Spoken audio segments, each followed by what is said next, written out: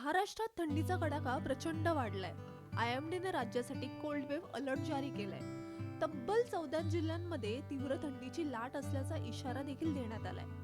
उत्तर महाराष्ट्रात तर परिस्थिती आणखी गंभीर आहे. जळगाव 7.1 अंशावर, धुळे 6.2 अंशावर, तर निफाडमध्ये दवबिंदू घोटण्या इतकी थंडी पडली आहे. नाशिक, संभाजीनगर, परभणी, जालना, बीड, हिंगोली या भागात किमान तापमान कोसळून 7 ते 9 अंशापर्यंत घसरलंय. येत्या 2 ते 3 दिवसात थंडीचा जोर तसाच कायम राहणार असल्याचा अंदाज हवामान विभागानं वर्तवला आहे. उत्तरेकडून येणाऱ्या थंड वाऱ्यांमुळे संपूर्ण राज्याला गारठा पसरलाय. पश्चिम महाराष्ट्रातही पारा 10 अंशाच्या खाली नोंदवला जातोय. यवतमाळ जिल्ह्यात सलग दुसऱ्या दिवशी तापमान 9.6 अंशावर स्थिरावलंय.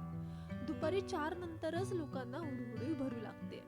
तर कोणत्या जिल्ह्यांना अलर्ट जारी आहे? येलो अलर्ट जारी असलेले जिल्हे धुळे, जळगाव, नाशिक, छत्रपती संभाजीनगर, जालना, बीड, परभणी आणि हिंगोली आहेत. तर थंडी वाढण्याची शक्यता असल्याने नागरिकांनी उबदार कपड्यांचा वापर करावा. विशेषतः लहान मुले, वयोवृद्ध आणि आजारी व्यक्तींनी काळजी घ्यावी असा सल्ला IMD कडून देण्यात आलाय.